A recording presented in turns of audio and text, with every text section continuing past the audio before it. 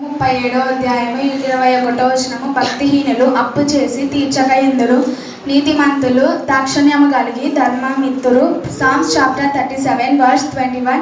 The wicked borroweth and payeth not again, but the righteous showeth mercy and giveth. Bhajan Samhit 34 अध्याय 21 वचन. दुष्ट ऋण लेता है और बर्ता नहीं, परंतु धार्मिक अनुग्रह करके दान देता है. कीर्तनील 29 अध्याय 31. ದುಷ್ಟರ ಸಾಲ ಮಾಡಿ ತಿರುಗಿ ಸಲ್ಲಿಸುವುದರಲ್ಲಿ ನೀತಿಮಂತನು ದಯಾವಾಗಿ ಕೊಡುತ್ತಾನೆ. మీకే స్తోత్రం ప్రభా, మీరు అక్కడ సూచనలు మాకు కనబడిస్తున్నందుకు వందనాలు. స్తోత్రం స్తోత్రం స్తోత్రం స్తోత్రం. ఈ మనుషులకు ఇంకా తెలియకపోతుంది. మీకే స్తోత్రం లేసి అట్టి బిడ్డలు గద్దించి బుద్ధి చెప్పమని ప్రార్థిస్తున్నాం తండ్రి. ఇప్పటికే నా బిడ్డల మనసులు మార్చుకొని మీ సన్నిధికి రావాలి. స్తోత్రం స్తోత్రం మీ స్తోత్రం. సన్నిధిలో కన్నీటితో ప్రార్థించడానికి ఆ బిడ్డలకు జ్ఞానం దయచేయండి. Thank you Jesus. స్తోత్రం. మీకే స్తోత్రములు, మీకే స్తోత్రం, మీకే స్తోత్రం. అనేక మంది బిడ్డలు పాపంలో జీవిస్తున్నారు ప్రభా. మీకే స్తోత్రం, మీకే స్తోత్రం. అన్యుల త్వరపడి మీ సన్నిధికి వస్తున్నారు ప్రభా. మీకే స్తోత్రం వేసే మా బిడ్డలను తట్టుమని ప్రార్థిస్తున్నాం తండ్రి. మీకే స్తోత్రం, మీకే స్తోత్రం, మీకే స్తోత్రం వేసే ముఖ్యంగా యవ్వన బిడ్డలు ప్రభా. మీకే స్తోత్రం వేసే యవ్వన వయస్సులోనే మీకు ఆడిపోయాలి ప్రభా. మీకే స్తోత్రం వేసే మీకే స్తోత్రం. కానీ యవ్వన వయస్సులోనే పాపం చేస్తున్నారు ప్రభా. మీకే వందనములు తండ్రి. అట్టి బిడ్డలను గద్దించి బుద్ధి చెప్పండి వేసే మీకే స్తోత్రం, మీకే స్తోత్రం, మీకే స్తోత్రం వేసే ప్రేమని మాయలో పడిపోతున్నారు మీకే స్తోత్రం వేసే గద్దించండి ప్రభా. మీకే స్తోత్రం వేసే మీకే స్తోత్రం తండ్రి. మేము చెప్పే వారమే కానీ మార్చేది మీరైనా. మీకే స్తోత్రం వేసే మీకే స్తోత్రములు, మీకే స్తోత్రములు, మీకే స్తోత్రం వేసే మీకే వందనం ప్రభా. మీకు ఎన్ని స్తుతులు చెల్లించిన తక్కువ తండ్రి. మీకే స్తుతులు, మీకే స్తుతులు, మీకే స్తుతి, మీకే స్తుతి ప్రభా.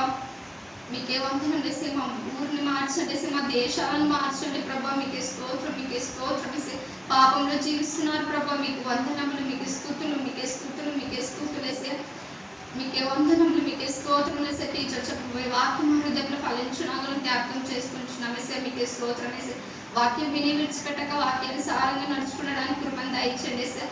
అనేక మంది బిడ్డలకు మీ వాక్యాన్ని ప్రచురించాలి ప్రభా. మీకే స్తోత్రం వేసే, మీకే స్తోత్రం వేసే. వారం మీరు రొట్టె తినుచున్నాం, మీ రక్తం త్రాగుచున్నాం, కానీ వాక్యం ప్రకటిస్తున్నామా లేదా మమ్మల్ని మేము పరీక్షించుకోవడానికి కృపను దయచేయండి సార్.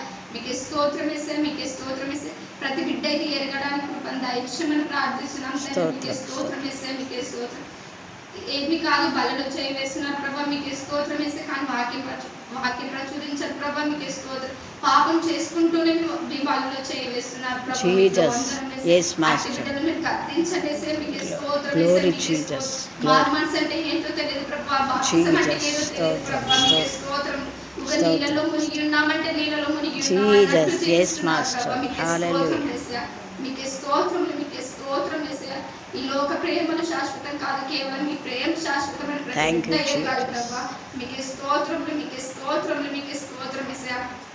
లోకంలో ఎంతమంది బిడ్డలు వేసే తావుడికి బానిస అవుతున్నారు ప్రభా. మీకే స్తోత్రం వేసే, మీకే స్తోత్రం తండ్రి. మీకే వందనములు ప్రభా. బిడ్డలు మీరు మార్చమని ప్రార్థిస్తున్నాం వేసే. మీకే స్తోత్రం, మీకే స్తోత్రం. కూడా తావుడికి బానిస అవుతున్నారు ప్రభా. మీకే స్తోత్రం. వ్యర్థమైన మాటలు బుద్ధి మాటలు మాట్లాడుతున్నారు ప్రభా. మీకే స్తోత్రం వేసే. మీకే స్తోత్రం, మీకే స్తోత్రం ప్రభా. భార్య నుండి వేరే భర్తలతో వ్యభిచారం చేస్తున్నారు వేసే. భర్త నుండి వేరే భార్యలతో వ్యభిచారం చేస్తున్నారు ప్రభా. మీకే స్తోత్రం, మీకే స్తోత్రం, మీకే స్తోత్రం వేసే. మా కోసం మీరు శిలువలో రక్తం కార్చారు ప్రభా. మీకే వందనం వేసే. మా కోసం మీరు ముళ్ళ కిరీటం పెట్టుకున్నారు ప్రభా. మీకే స్తోత్రం వేసే, మీకే స్తోత్రం వేసే. మేము తలతో చేసిన పాపం మీ తలకు ముళ్ళ కిరీటం పెట్టారు. మేము చేతులతో చేసిన పాపం మీ చేతులకు సిగలు కొట్టారయ్యా. మీకు వందనం. మేము కాళ్ళతో చేసిన పాపం మీకే స్తోత్రం వేసే. మేము శరీరంతో చేసిన పాపములు ప్రభా. మీ శరీరం పెరుగుకోరా దెబ్బలు కొట్టారు ప్రభు మా పాపం మీరు కడగండి వేస్తే మీ రక్తంతో కడుగుమని ప్రార్థిస్తున్నాం తండ్రి. మీకే స్తోత్రములు మీకే స్తోత్రములు మీకే స్తోత్రములు చెల్లించుకుంటున్నాం ప్రభు. మీకే వందనం చేసి యవ్వన వయసులో మీరు గద్దించి బుద్ధి చెప్పమని స్తోత్రం, స్తోత్రం. ప్రార్థిస్తున్నాం. మీ సన్నిధికి రప్పించమని ప్రార్థిస్తున్నాం. స్తోత్రం, స్తోత్రం, స్తోత్రం. మీకే స్తోత్రములు చెల్లించుకొని త్వరగా మధ్య ఆకాశంలోనికి పెళ్లి కుమారునిగా రానైన అది ప్రభు యేసుక్రీస్తు నామమున అడిగి వేడుకొని నామ తండ్రి. ఆమేన్, ఆమేన్. పరిశుద్ధ గ్రంథంలో నుండి నాహాము 1వ అధ్యాయము 10 నుంచి 15 వచనాలు చదువుకుందాం. ముండ్ల కంపల వలె శత్రువులు కూడినను వారు ద్రాక్షారసము 1 నుంచి 15 వచనాలు చదువుకుందాం. నినివే యెహోవా మీద దురాలోచన చేసి వ్యర్థమైన వాటిని బోధించిన వాడొకడు నీలో నుండి బయలుదేరి ఉన్నాడు. యెహోవా సెలవిచ్చినదేమనగా వారు విస్తార జనమై పూర్ణ బలము కలిగి ఉన్నను కొంత ఎందైనట్లు వారు కోయబడి నిర్మూలమగుదురు. నేను నిన్ను బాధపరిచితిని, నేను నిన్నిక బాధ పెట్టను. వారి కాడిమ్రాను నీ మీద ఇక మోపకుండా నేను దాన్ని విరగొట్టుదును. వారి కట్లను నేను తెంపుదును. నినివే, యెహోవా నిన్ను బట్టి ఆజ్ఞ ఇచ్చినదేమనగా నీ పేరు పెట్టుకొని వారు ఇకను పుట్టకయుందురు. నీ దేవతాలయములలో చెక్కబడిన విగ్రహమే గాని పోతపోసిన ప్రతియే గాని ఒకటియూ లేకుండా అన్నిటినీ నాశనము చేతును. నీవు పనికి మాలిన వాడవు కనుక నేను నీకు సమాధి సిద్ధపరచుచున్నాను. సువార్త ప్రకటించుచు సమాధాన వర్తమానము చేయువాని పాదములు పర్వతముల మీద కనబడుచున్నవి. యూదా, నీ పండుగలు నాచరింపుము, నీ మొక్కుబళ్లను చెల్లింపుము. వ్యర్థుడు నీ మధ్యనిక సంచరించడు, వాడు బొత్తిగా నాశనమగు. దేవుడి పరిశుద్ధ వాక్యాన్ని దీవించి ఆశీర్వదించు.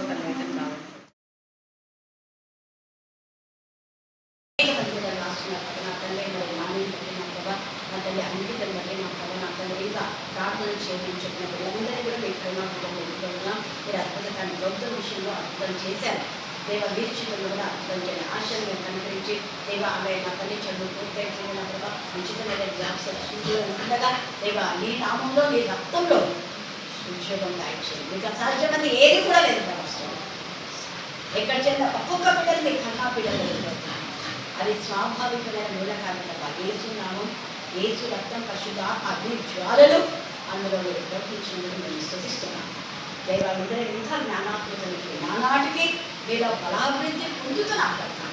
దోషం గల దేవుని బిడ్డగా అనేకులకు సాక్షుల సాధనంగా ఉండడానికి స్తోత్ర.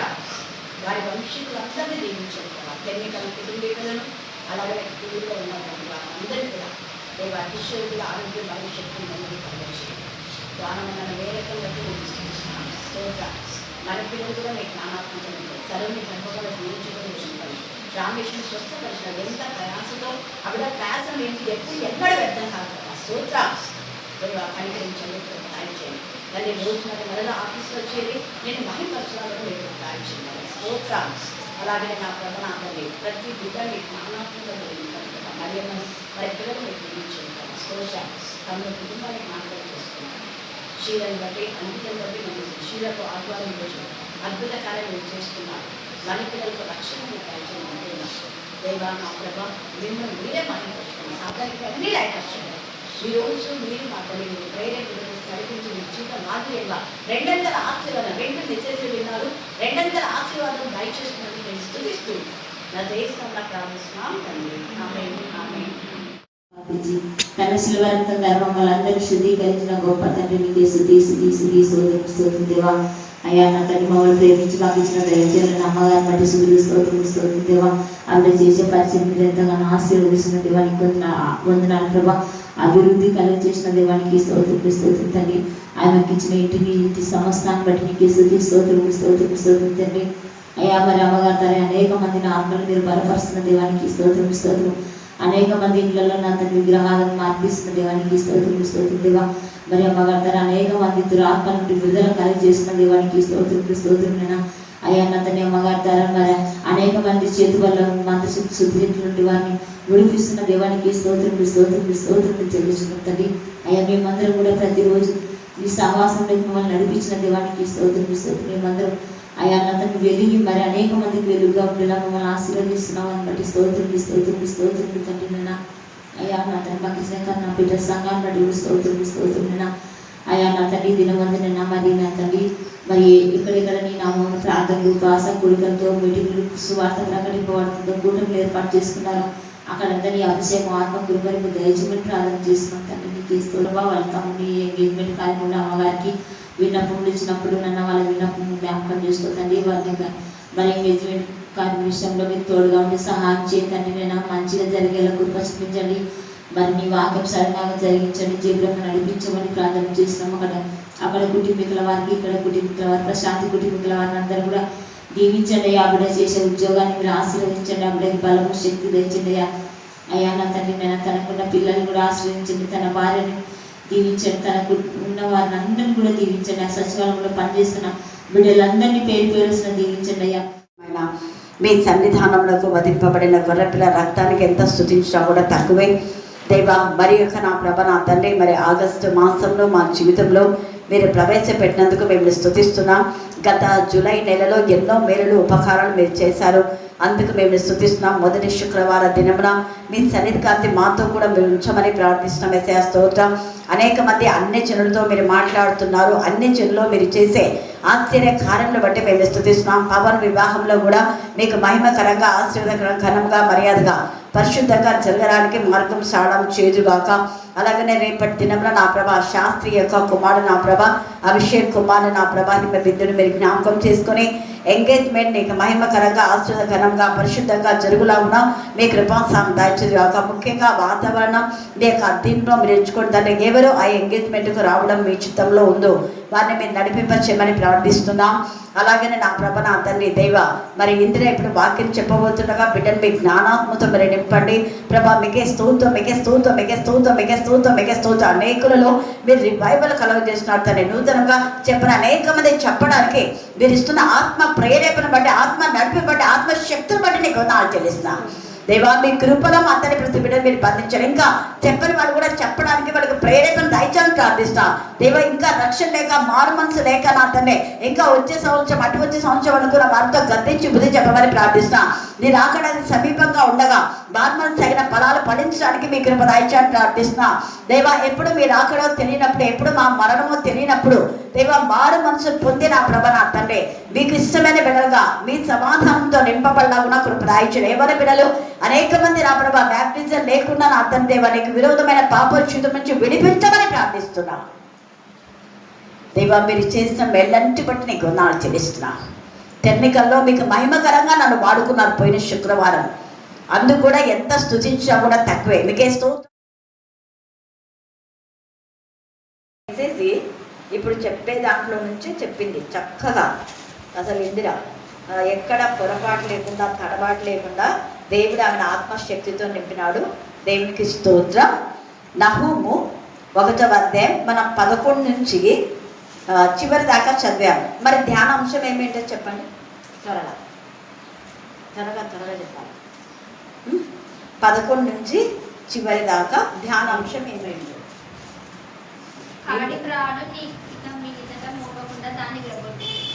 వెరీ గుడ్, కనెక్ట్ అయిపోయింది. ఇంకా కొంచెం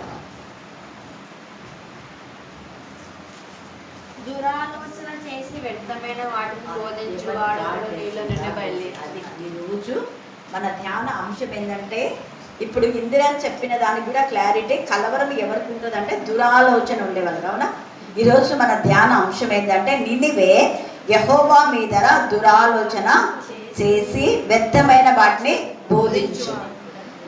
దురాలోచన చేసే వాళ్ళు వ్యర్థమైన వాటిని బోధిస్తారు. అర్థమైందా? అంటే వ్యర్థమైన వాటిని అంటే దాంట్లో ఏం అర్థం ఉండదు, టాపిక్ ఒకటి ఉండదు, ఎక్కడికో వెళ్ళిపోయింటారు. ఇప్పుడు ఇందిరా ఎంత చక్కగా తీసుకున్న టాపిక్ మీదనే ఆమె స్టాండర్డ్ అయిపోయింది. వేరే ఏదన్నా అనవసరం చెప్పిందా? లేదు. అది మెసేజ్ అంటే.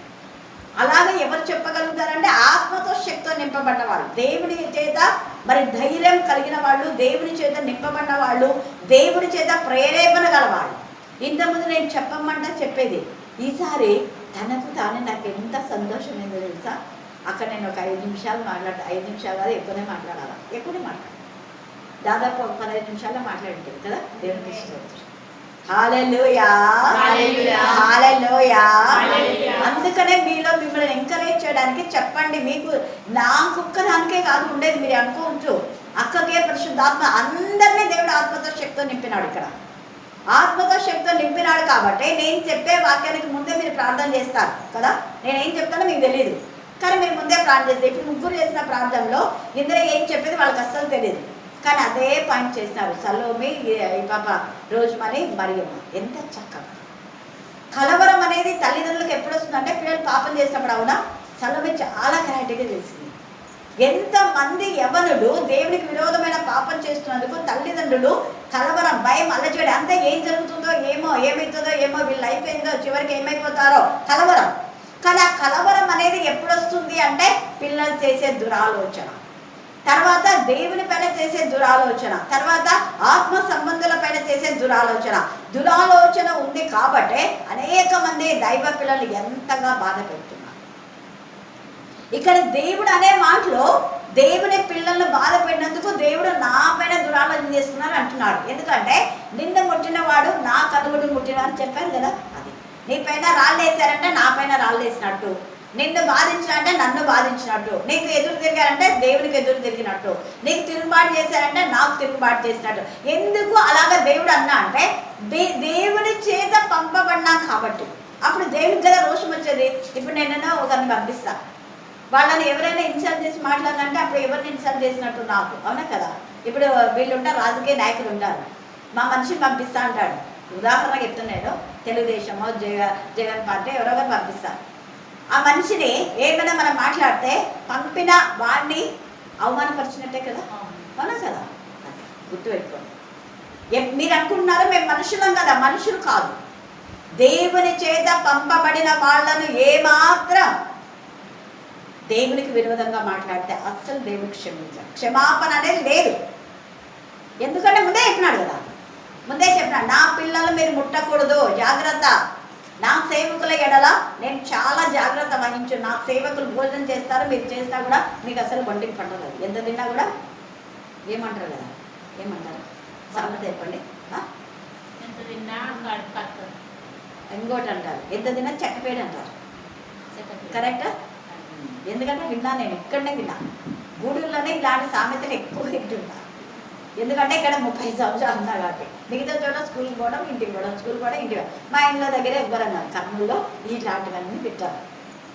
సో పల్లెటూరుకి వచ్చిన తర్వాత నాకు అనేకమైనటువంటి విషయాలు తెలుస్తున్నాయి.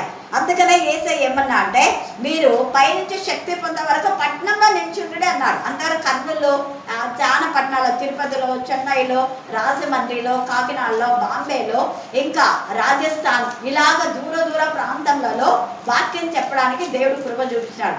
కానీ పల్లెటూరులో మరి 1990లో నుంచి ఇక్కడ ఉండడానికి పైనుంచి శక్తి నాకు ఉంది కాబట్టే మీ దగ్గర ఉన్నా. అవునా? హల్లెలూయా, హల్లెలూయా, హల్లెలూయా, హల్లెలూయా, హల్లెలూయా. హల్లెలూయా. పైనుంచి శక్తి లేకపోతే ఉండలేము. ఎందుకంటే ఉపాధ్యాయులు కానివ్వండి, దైవజనులు కానివ్వండి అంటుంటారు, అయ్యే బాబాయ్ 3 ఏళ్ళు ఎట్లుండాలో ఏమో, ఇక్కడ ఎట్టేయగలనో ఏమో అన్నవాళ్ళు చాలా మంది ఉన్నారు. 8 ఏళ్ళు ఎట్లుండాలి, టీచర్స్కి అయితే 8 ఏళ్ళు ట్రాన్స్ఫర్, కానీ వాళ్ళు 8 ఏళ్ళు ఉండరు.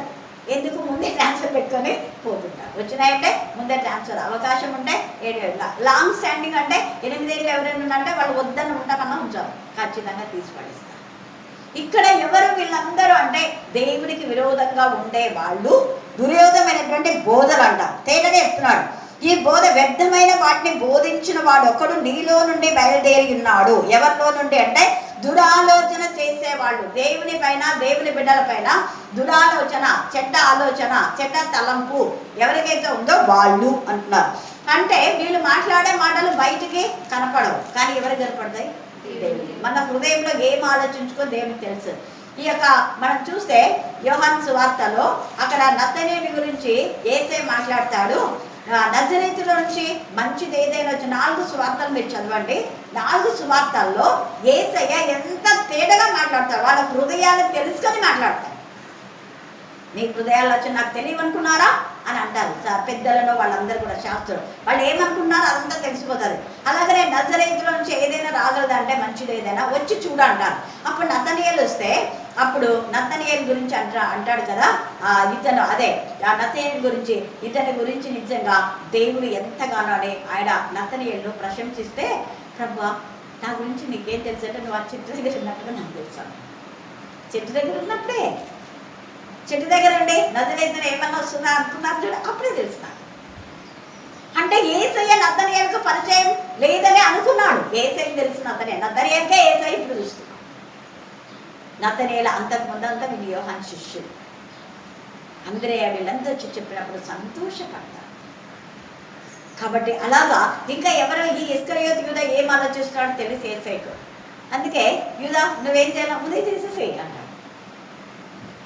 ఏం చేస్తానో ఏం ప్రభా నేను చేస్తా నీకు తెలుసా అన్నట్టు నేను నోరు మూసుకొని వెళ్ళిపోతాడు అక్కడి నుంచి. మొదట ఎవడైతే ముక్క ముంచుతాడో వాడే నన్ను పట్టించే దురాలోచన, యేసయ్య మీద దురాలోచన చేసిన ఇస్కరియోతు యూదా నాశనం అయిపోయినాడు. ఈ మధ్యాహ్న కాల సమయమందు ఫరో దేవుని పిల్లల పైన దురాలోచన చేశాడు. మోషే పైన కదా, మోషేని ఎంత బాధ పెట్టినాడు. దేవుని చేత ఏర్పాటు చేయబడినవాడు మోషే.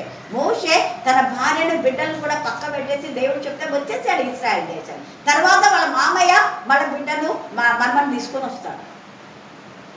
కొన్ని సంవత్సరాలుగా భార్యను పిల్లలు అందరినీ వచ్చేసి దేవుడు చెప్పిన వెంటనే వచ్చేస్తాడు మోషే. అలాగ వచ్చిన వాళ్ళను పాయింట్అవుట్ చేస్తే దేవుడు ఊరుకోడు. మామూలుగా దేవుడు పిలవకపోయినా కూడా వచ్చి ఇట్లా దుర్బోధన చేస్తుంటాడు చూడు, వాళ్ళని ఏమన్నా కూడా ఏమన్నాడు దేవుడు. అందుకే మోసే పైన సనిగినప్పుడు వాళ్ళ అక్క సనిగితే కూడా ఊరుకోలే. మిరియం ఆత్మీయురాలే, ఆత్మీయంగా నడిపించింది. అయినా కూడా దేవునికి ఇష్టం లేకుండా మాట్లాడినందుకు గుడారంలో అంటే మోషే లేడు. మోషే లేనప్పుడు మోషే గురించి అహరోను మిరియం ఇద్దరు మాట్లాడుకుంటే మోషేకు వినపల్లా, మోషేకు తెలియదు పాపం. దేవుడి కోపం వచ్చింది. ఇంకా వాళ్ళు మాట్లాడుతున్నారు. వెంటనే మోజస్ అహరోన్ మిరియంను గుడారంలోకి రమ్మను. అసలు అర్థం కాలేదు మోషేకి, ఏం ప్రభా ఇంత గట్టిగా ఇంత కోపంతో మాట్లాడుతున్నాడు అనేసరికి మిరియం వాళ్ళతో అన్నాడు, మీతో నేను దర్శనంలో ఎప్పుడైనా మాట్లాడినాడా? ముఖాముఖిగా మాట్లాడినానా మీతో? నేను మోషేని ఏర్పాటు చేసుకున్నాను. మోషేతో ముఖాముఖిగా నేను మాట్లాడు, మీతో అలా మాట్లాడలేదే. మీకు ఎంత ధైర్యం మోషే గురించి మాట్లాడడానికి అనేసరికి ఆమెకు కుష్టి వచ్చేసింది. నువ్వు కుష్టి పొందుగా కానీ అన్నా దేవుడు వెంటనే కుష్ఠరోగం వచ్చింది. అలాగా చూసేసరికి మోషే ఆమె పశ్చాత్తాపడ. ప్రస్తుతం అందు మన వాళ్ళు అలాగనే ఉన్నారు. తప్పు చేసి తప్పుకు పశ్చాత్తాపడి క్షమాపణ కోరుకోవాలి కదా, లేదు. బతుకుల క్షమాపణ అనేది ఉండదు. వాళ్ళకంతా పాపం గుట్టలు పెరిగిపోతూనే ఉన్నాయి. ఆమె క్షమాపణ కోరలేదు, అందుకే ఆమె పాపం అలాగే నిలిచి. తర్వాత ఆమెను పాలెంలో వెలుపట్నం ఉంచారు కానీ అంటే ఆ వెనకాలలో ఉంది. ఇంకా మళ్ళీ ఇప్పుడు తమ్ముడ పట్టుకొని ముందు ఆమె నడిపించేదిగా లేదు. తమ్ముడ పట్టుకొని ముందు నడిపించాలి. యాక్చువల్గా మోషే ఏడుస్తాడు, తప్ప మా అక్కను బాగు చేయాలి. ఈమె ఏడవలే, అహరోను ఏడవలే, మోషే ఏడుస్తాడు. అయినా కూడా ఏ రోజు ఆమె అమ్మకి కట్టే ఉండాల్సింది. ఎంత కనికరం గల తండ్రి, ప్రేమ గల తండ్రి కోపం పుట్టించినాడు. కోపం పుట్టించినందుకు దేవుడికి అలాగా అయిపోయింది. కోపం పుట్టించే పనులు మనం చేయొద్దు. ఇక్కడ దురాలోచన చేస్తే దేవునికి కోపం వచ్చేసింది. వ్యర్థమైన వాటిని దయ్యముల బోధ అంటే పరిశుద్ధాత్మ ద్వారా కాకుండా మనుష్యాత్మతో దురాత్మతో దయ్యముల బోధలు చేసేవాళ్ళు ఉన్నారు. వాళ్ళు నీళ్ళ నుంచి బయలుదేరుతున్నారు అంటున్నాడు నినివే నుంచి. వారు విస్తార జనమై పూర్ణ బలం కలిగి ఉన్నాను. అండర్లైన్ చేసుకొని విస్తార జనమై. మా సంఘం చాలా పెద్దది, మా సంఘానికి 3000 మంది 2000 మంది వస్తారంటే 3000 మంది 2000 మంది సంఘానికి రావచ్చు. కానీ నీ బోధ ద్వారా, నీ బోధ వ్యర్థమైన బోధ, ఒక్కరు కూడా రక్షణ పొందాలి. స్థలం ఎంత బాగా చెప్పింది, బ్యాక్టీరియా తీసుకొని అనుకుంటున్నారు కానీ మారు మనసు లేదు, పాపక్షమాపణ లేదు, బ్రతుకులు మార్చుకోలేదు. బ్యాక్టీరియా తీసుకొని భార్య ఉంచుకొని ఇంకొక భార్యతో పాపం, బ్యాప్టిజం తీసుకొని తాగుళ్ళు, బ్యాప్టిజం తీసుకొని డ్రగ్స్ అడిక్ట్లో, బ్యాప్టిజం తీసుకొని బండ బూతులు సిగ్గు లేకుండా నోటికి ఎంత వస్తే అంత. దైవ పిల్లలు కదా, మనం జాగ్రత్తగా ఉండాలనేది లేదు. తిరుగుబాటు అలాంటి వాళ్ళు నువ్వు ఎంత బలమున్నా, ఎంత బలగమున్నా, ఎంత ధనవంతురాలైనా, ఎంత అందగత్తెవైనా, ఎంత చదువున్న దానివైనా, ఏమైనా నీ బతుకు ఇగో ఇలాగ వెళ్తుంది. ఎలాగా చూడండి, ఇక్కడ అందరు చదవండి ఏమంటున్నాడు అక్కడ.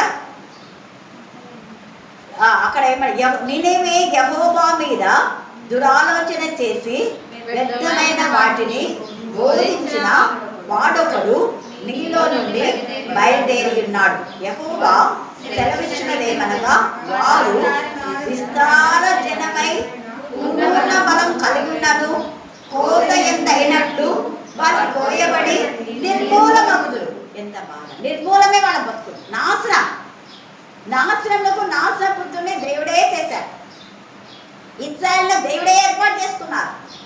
కానీ వాళ్ళు దేవుడికి కోపం పుట్టించినారు. హెబ్రీలకు రాసిన పత్రిక 3వ అధ్యాయము, హెబ్రీ 3వ అధ్యాయంలో కొన్ని విషయాలు మనం అక్కడ చదివితే రాయబడింది. 8వ వచనం నుంచి 18 దాకా చదవండి. తీసిన వాళ్ళు 8 నుంచి 18 దాకా. ఇంటికి వెళ్ళినాక కంటెక్ట్ చేయండి. అది మీరు అండర్లైన్ చేసుకోండి. మనం ఆ కోవలో ఉన్నామేమో చూసుకున్నాం. చదవడం. నేడు మీరు ఆయన శబ్దమును వినే నేడు ఈరోజు ఆయన శబ్దం నువ్వు వింటే నీ బ్రతుకు మార్చుకోవాలి. నేడు మీరు ఆయన శబ్దమును వినిన ఎడల అరణ్యంలో శోధన దినమందు కోపం పుట్టించినప్పటి వలె కోపము, దేవునికి కోపం పుట్టించినాడు. అరణ్యంలో ఎవరు వీళ్ళు అంటే ఇశ్రాయేలు జనులు. ఎవరు ఇశ్రాయేలు జనులు? దేవుని చేత ఏర్పరచబడిన వాళ్ళు, ప్రతిష్ఠించిన జన, దేవుని సొత్తు, దేవునికి ఇష్టం. మరి ఇష్టమైన వాళ్ళు కదా. తప్పు చేస్తే నేను ఊరుకుంటాను అన్నాడు ఆ దేవుడు? లేదు. మీ హృదయములను కఠినపరుచుకున్నారు. క్షమాపణ లేదు బతుకులో. ఒక్కడు కూడా క్షమాపణ చెప్పాడు. కఠినం. తండ్రి కఠినమే, బిడ్డ కఠినమే, కొడుకు కఠినమే, తల్లి కఠినమే, మనవరాలు కూడా కఠినమే. ఎందుకంటే ఆ వరుసగా ఆ జాతి అంతా అలాగే. మీ హృదయంలోనే అంటున్నాడు. 40 సంవత్సరములు నా కార్యములు చూసి అది నా బాధ. నేను ఎందుకు బాధపడతానంటే, ఏ కార్యాలు వాళ్ళు జరగని వాళ్ళ గురించి ఏం చేసినా నేను పట్టించుకోను. కానీ వాళ్ళ బతుకులు చావు బతుకమంది భయంకరమైన దురాత్మలతో పీడింపబడి ఎంత డబ్బు వేస్ట్ అయిపోయి దేవుడు మేలు చేస్తే ఎట్లా వాళ్ళు విశ్వాసఘాతుకులు అవుతారు? ఎట్లా దేవుడి సన్నిధికి రాకుండా పోతారు? ఎట్లా దేవుడికి విధేయత చూపకుండా పోతారు? మళ్ళీ వాళ్ళ స్లోగన్ అంటే మేము దేవుని కాదు అనింది, దేవుని అనకపోతే దేవుని వెళ్ళన్నావు కదా నాతో అవునా కదా. మరి అందుకే ఇక్కడ అంటున్నాడు, మీ పితరులు నన్ను పరీక్షించి. ఎవరంట? పితరులు. మీ పితరులు అంటే ఇప్పుడు నేను చెప్పింది అదే. తల్లిదండ్రులు అలాగే ఉన్నారు, పిల్లలు అలాగే, మనమరాలు మీ పితరులు. కావున నేను ఆ తరం వారి వల్ల దేవుడు ఏం చేశాడ?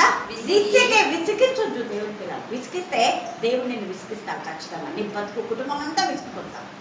ఒక్క దేవుడి పిల్లల్లో విసిగిస్తే బాధ పెడితే ఎంటైర్ ఫ్యామిలీ, మనమరాలు, కొడుకులు, కోడళ్ళు, అల్లుళ్ళు అందరితో కలిసి బాధపడే స్థితి దేవుడు తెస్తాడు. హామాను ఒక్కడు మొర్దెకైని విసిగించినాడు కదా. మరి ఏమైంది పరిణామము అంటే దురాలోచన చేశాడు హామాను. మొర్దెకైని ఉరి తీయాలి అని.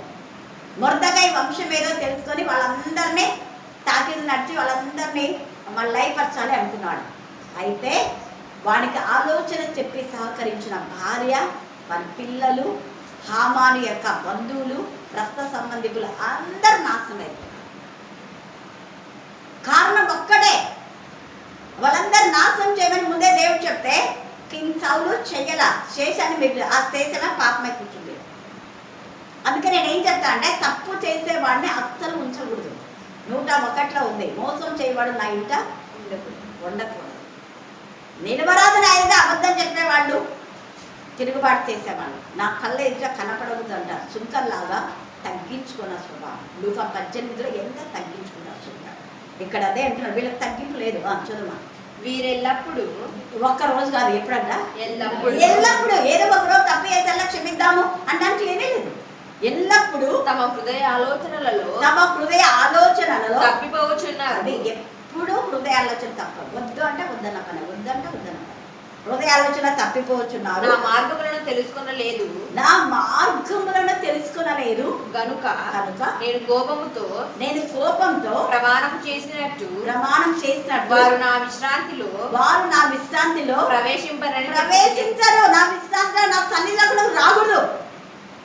తోసివేసినాడు, పో బయటికి. ప్రవేశించాడు, బయటనే ఉండాలి. సుంకరి అది తెలుసుకున్న, ఈ వాక్యం చదివినాడు, తెలుసుకున్నాడు కాబట్టి పశ్చాత్తాపడి దేవుని చేత పరిశుద్ధులయ్యే వరకు లోపలికి రాలే, బయటనే ఉన్నాడు. లూకా 18 మీరు తర్వాత చదవండి. సుంకరి బయట రొమ్ము కొట్టుకొని ఏడ్చుచు ఆకాశం వైపు కూడా కన్నులు ఎత్తలేని ప్రవ్వ, అది ప్రార్థన, తగ్గింపు. తప్పు చేసి మళ్ళీ బిల్డప్ ఇస్తున్నాడు. వద్దు, ఇక్కడ కోపంతో అంటున్నాడు, నా సన్నిధికి నేను రాని. సహోదరులారా జీవము గల దేవుని విడిచిపోనట్టి విశ్వాసము లేని. ఇప్పుడు అంటున్నాడు, అప్పుడు వాళ్ళు చేశారు, ఇప్పుడు సహోదరులారా పౌలు రాస్తున్నాడు. మీరు సహోదరులు కదా, మీకు వాక్యం తెలుసు కదా, దేవుని వాక్యం విన్నారు, బ్యాప్టిజం తీసుకున్నారు, ప్రార్థన పోతారు, ఇదేనా మీ బతుకులో? ఎంత బాగా చెప్తున్నాడు, సహోదరులారా. జీవం గల దేవుని విడిచిపోనట్టి విశ్వాసము లేని. విశ్వాసం, ఇందాక చెప్పాను కదా, ఇదే వాక్యము చెప్పింది ఇందిరా. విశ్వాసం గురించి చెప్పింది కదా.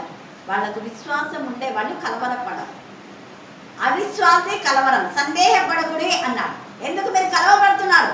సందేహం ఎందుకు? మీరు నా ఎందు నమ్మకించండి. దేవుని ఎందు నమ్మకించున్నారు కదా, నా ఎందు కూడా నమ్మకించండి. అక్కడ అనేక నివాసాలు ఉన్నాయి, మీకోసం నేను రిజర్వ్ చేస్తాను. ఎంత తేటగా మాట్లాడుతున్నాడు. దుష్ట హృదయం మీలో ఎవరి దురాలోచన, ఆడు దుష్ట హృదయం. దుష్టుడే దురాలోచన చేస్తాడు. దుష్టుల ఆలోచన చొప్పున నడవద్దు, నిలవద్దు, కూర్చోవద్దు. దుష్టులు, పాపులు, భక్తిహీనులు, గర్విష్ఠులు, అహంకారులు అంతా ఒక్కటే. అందుకే కీర్తన 75లో అహంకారులై ఉంటాడు, కొమ్ము ఎత్తడు, ఎత్తుగా కొమ్ము ఎత్తడు, తేటగా ఉండాలి. అహంకారులకు దేవుడు సెలవిస్తున్నాడంట. మీలో ఎవని ఎందైనను ఒకవేళ అంటున్నాడు, మీలో ఎవరి ఎందైనా ఒకవేళ ఇలాంటి బతుకుంటే మార్చుకోండి. జాగ్రత్తగా చూసుకొని నేడు మీరు ఆయన శబ్దమును విననేలా కోపం పుట్టించినప్పటి వలె మీ హృదయములను కఠినపరచకూడని ఆయన చెప్పను కనుక పాపం వలన కలుగు భ్రమ చేత మీలో ఎవడును కఠినపరచబడకుండునట్లు నేడు అనబడు సమయం అందే నువ్వు దేవుని దగ్గరికి పశ్చాత్తాపంతరా, క్షమాపణ కోరుకో. నేడు అనబడి, నేడే దక్షిణ దినం. నువ్వు పాప క్షమాపణ పొందితేనే. తప్పులు చేస్తావు, క్షమించమని నోటికే రాదు. ఎట్లా క్షమిస్తావు దేవుడు? అందుకే పాప అంటే గుట్టాలు పెరిగిపోతున్నాయి. ఒకరోజు పెళ్ళను ఊతాయి, హఠాత్తుగా ఇస్రాయేల్ అందరు నాశనం అయిపోయినారు. ఉన్న ఫలంగా మాంసం కావాలని శోధించారు. మోషన్ కొనిగినారు. వెంటనే మాంసం వచ్చింది, ఇంకా జీర్ణమే కాలే, ముక్కులో నుంచి ఏమైంది? అవి వచ్చింది, సత్యాలు. ఊపిరి తిరక్క చచ్చిపోయినారు. ఎంతమంది? కొన్ని వేల మంది. అలాగనే తెగుల చేత 106వ కీర్తన 30లో ఫినెహాసు లేచి పరిహారం చేయగా ఆ తెగులు ఏమైపోయింది? ఆగిపోయింది. వాళ్ళు పశ్చాత్తాపడ్డారు. ఇక్కడ అక్కడ మనం చూస్తే ఫినెహాసు దేవా, వాళ్ళ అవివేకులు, వాళ్ళ క్షమించు ప్రభు అన్నాడు. కానీ దేవుడు న్యాయవంతుడు కాబట్టి తప్పుకు శిక్ష రావాల్సిందే అని వాళ్ళని శిక్షించాడు. ఆ తర్వాత మిగతా వాళ్ళు చావడం చూసి అప్పుడు పశ్చాత్తాపడ. శవాలు ఉన్నట్టుండి పడతారు. శవాలను పార్టీ పట్టే వాళ్ళు కూడా లేరు. అప్పుడు కొందరికి బుద్ధి వస్తుంది. ఫినెహాసు లేచి గట్టిగా కేకలేస్తే, ఏం మీకు మారు మనసు లేదా? మీకు ఎందుకు ఇలాగా చస్తారు? మీరు భయపడండి, లోపడండి అంటే కొందరు భయపడి లోపడ్డారు. ఆ దేశమే ఇప్పుడు పెద్ద విశాలించడం. చిన్న కొంతనే, అది చిన్న దేశం. అది కొద్ది మందే ఉన్నారు, కానీ ప్రపంచాలందరినీ ఓడిస్తారు. ఎవరు వాళ్ళతో యుద్ధం చేసినా కూడా గెలవలేదు. దేవుని పిల్లలతో పెట్టుకోవద్దు, నాశనమైపోతారు. దురాలోచన ఇక్కడంతా కూడా, అదంతా కూడా వ్యర్థమైపోను అంటున్నాడు. చూడండి, వాళ్ళంతా ఒకవేళ కోస్తారు, కోసిందంతా నిర్మూలం అవ్వదు. నేను నిన్ను బాధపరిచితేనే, నేను నిన్ను బాధ పెట్టాను. ఎవరితో అంటున్నాడు అంటే, ఇలాగ చేయడం ద్వారా ఇక్కడ నహుము బాధపడ్డాడు. అయ్యో దేవా, అంత నాశనమైపోయాడు ప్రభా. నహుం బాధపడుతున్నాడు. ఇర్మియా 9వ అధ్యాయంలో ఆత్మల హతులైన వారి కోసం నా కన్నీటి ఉండగా నా తల జలమయంగా ఉండదు కాక అంటాడు. ఇర్మియాను ఓదార్స్తున్నాడు దేవుడు. అందుకే మనం యెహెజ్కేలు 37లో ఎండిన ఎముకలన్నీ జీవంతో వస్తాయి. ఆ ప్రార్థనకి నిలిచేవారు. ఆత్మలో చచ్చిపోయిన వాళ్ళందరూ అక్కడ సజీవ సాక్షులు. ఆత్మలో చచ్చిపోయినారంటే జీవశవాలే. బ్రతికున్న పేరు మాత్రం ఉంది, నువ్వు మృతులవే. ఎముకలలో జీవం ఉంది కానీ చచ్చిపోయిన శవాలే. అంతా ఎండిన ఎముకలు, పశ్చాత్తపడుతున్నారు. అయ్యో మా ఆశ విఫలమైపోయినాయి, మేము ఎండిన ఎముకలు, ఇంకేం చేస్తాం మనము? మనకు దేవుడు వాగ్దానం ఇచ్చా, వాగ్దానం మనం సొంతం తెచ్చుకోమని అప్పుడు కన్నీరు కాలుస్తున్నాం, పశ్చాత్తపడుతున్నాం. దేవుడు మా ఆశ విఫలమైపోయిందని మీరు అనుకోవద్దు. ఇర్మియా మీకోసం ఇచ్చినాడు, మీరు ఏడ్చరా? ఇర్మియా కన్నీటికి జవాబు, మిమ్మల్ని గొప్ప సైన్యంగా చేస్తా, సమాధులలో ఉన్న నేను తీసుకొని వస్తా. అందుకే యేసయ్య ప్రాణం విడిచినప్పుడు, తండ్రి నీ చేతికి నా ఆత్మను అప్పగి, ఒక్క ఆత్మ తండ్రికి చేతికి అప్పగిస్తాను. ఆత్మను అప్పగించి ప్రాణం విడిచాను. అప్పుడు ఆ ప్రాణము ఇక్కడ సమాధుల్లో ఉన్న పరిశుద్ధుల శరీరాలన్నిలోకి ప్రవేశించి పరిశుద్ధుల శరీరాలు మాత్రమే లేస్తాయి, అందరు కాదు. పరిశుద్ధుల శరీరం ఇక్కడ ఉన్న ఎముకలన్నీ అక్కడ సజీవ సాక్షులుగా గొప్ప సైన్యంగా లేస్తాయి. ఒక్క ఆత్మ తండ్రి చేతికి అప్పగిస్తే కోట్ల ఆత్మలు సజీవ సాక్షులుగా నిలుస్తాయి. ఈ మధ్యాహ్న కాలసమయమందు మనం కూడా ఆత్మ భార్య కలిగి ఆత్మల వేదనతో ఆత్మావేశంతో ప్రభును ప్రకటించాలి. ప్రకటించకుండా ఉండకూడదు. ప్రభు వల్లలో పాలు పొందినాను. ఆ బాధ, ఆ వేదన ఆమెను కృంగదీసింది ఇందిరా. నేను బల్లలో పాలు పొందున్నా, నేను వాక్యం చెప్పండి, బల్లలో పాలు పొందినా కొన్ని ఏళ్ళుగా దేవుడు ధైర్యం ఇచ్చినాడు. పోయిందా వాక్యం చెప్పు, నిలబెట్టినాడు. హల్లెలూయా, హల్లెలూయా. మనం మానకూడదు. నేను చాలాసార్లు పిలుస్తుంటా, సుజాతను, ఏంజల్ను, టైం ఉన్నప్పుడు రండి. ఈ మధ్య బబ్బులు ఎక్కువ వచ్చాడు, ఈ మధ్య రాకుండా. నేను అన్నా, రే నువ్వు వచ్చిందే పాస్ అవుతుంటా ఖచ్చితంగా అన్నా. అసలు ఆ బబ్బులు ఒక్కడు వచ్చిన కుటుంబానికి అందరికీ ఆశీర్వాదం. వాళ్ళ అక్క పెళ్ళి, వాళ్ళ పెళ్లి కొడుకుని ఎత్తుకోలే, పెళ్లి కొడుకు పెళ్లి కొడుకుని ఎత్తుకుంటూ వచ్చిన వాళ్ళ మామ ఎంత మంచి నా స్టూడెంట్. క్రాంతికి భయం, నేను వాక్యం ఏమైనా చదివిస్తానేమో అని భయం, అంతేగాని రాకూడదు అనేది కాదు. అప్పుడు వచ్చేవాళ్ళు, అప్పుడంతా వీళ్ళంతా ఆత్మీయంగా ఎదిగిన పిల్లలు. అందరి భవిష్యత్తు మంచిగా దేవుడు బ్లెస్ చేసినాడు. ఒక్కరిపైన ఆధారపడుతున్నా. ప్రసాద్ అని కానివాడు, పూర్చెల్ల ప్రసాద్, వీళ్ళిద్దరు ఫ్రెండ్స్. క్రాంతు, పూర్చెల్ల ప్రసాద్, ఇంకా కొంతమంది ఉన్నారు క్రాంతి ఫ్రెండ్స్. అందరు సెటిల్ అవుతున్నారు, మంచి భవిష్యత్తు. అందుకే ఈరోజు మరి నిజంగా ఏం తెలుపు, నేను ఈరోజు రమ్మని ఏం చెప్పాలా, దేవుడు ఆమెకి ఏం ప్రేరేపణ ఇచ్చినాడు. పెళ్ళి అయింది అక్కడ ఉంటుంది కదా, నేను కూడా పెళ్ళైందిలేగా, అప్పుడు ముందు పిలుస్తుంటే అప్పుడు వస్తుండా. తను 10th ఫస్ట్ క్లాస్లో పాస్ అయింది, ఇంటర్లో చేరింది, దేవునికి ఇస్తుంది. పెళ్ళైంది కాబట్టి కొంచెం ఇంకా తిరగొచ్చు కదా రావడానికి. కానీ దేవుడు ఈరోజు నడిపించాడు. హల్లెలూయా, హల్లెలూయా, హల్లెలూయా. అందుకే ఇక్కడ వీళ్ళు బాధపడుతుంది. ఇంకా నేను బాధ పెట్టాను. నిన్నెవరు బాధ పెడతారో వాళ్ళందరూ నిర్మల పెడతారు, నువ్వు ప్రశాంతంగా నహుంతో అంటున్నాడు. చూడండి, నేను నిన్ను బాధ పరిస్థితిని నేను ఇక బాధ పెట్టాను. వీళ్ళని బట్టి నీకు బాధ అయిపోయింది కదా. వీళ్ళంతా మేలు పొందుకొని ఎందుకు దేవా ఇలా చేశారు ఒగరుస్తున్నారు. హబక్కు కూడా ఒగరుస్తారు, వచ్చే కూడా ఆ ఒగరుస్తారు. దేవ మేలు చేస్తే వీళ్ళు మేలు పొందుకొని ఎందుకు ఫీల్ చేస్తున్నారు. దావీదు కూడా నా ఇంట భోజనం చేసిన వాడే తనడానికి మెడమెనెత్తినాడు. యోబు యొక్క బలులు తిన్న వాళ్ళే యోబుని ఇష్టానుసారంగా మాట్లాడినాడు. ఎంత బాధ గుండెపోతాయి.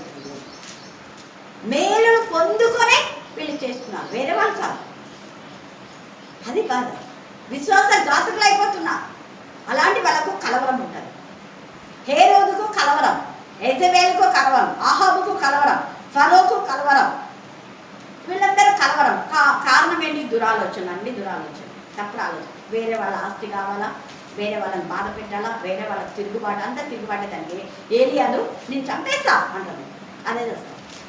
హల్లెలూయా, హల్లెలూయా, హల్లెలూయా. నేను నిన్ను బాధ పరిస్థితిని నేను ఇక బాధ పెట్టాను. దేవుడే అంటున్నాడు. చూడండి, దేవుడు తన బిడ్డలు ఎంత ఓదాస్తున్నాడు. మనం బంటికున్న పెంకులో ఒక పెంకు ఎంత అవిధేయత, ఎంత గర్వం, ఎంత అహంకారం, ఎంత తిరుగుబాటు, ఎంత ఎదురాడే జీవితం మంచిది కాదు. ఒక్కరి ఎదురాడే జీవితం మన ముని మనమరాల వరకు వస్తుంది, 4 తరాలు వస్తుంది. తర్వాత చూడండి, నీ మీద ఇక మోపబడకుండా నేను దాన్ని వెరగొట్టుదును, వారి కట్లను నేను పెంకుదును. ఎవరైతే నీకు బాధ పెట్టి కట్లు అంటే నిన్ను బాధ పెట్టి కట్లు పెట్టారో అవన్నీ నేను తెంపేస్తాను.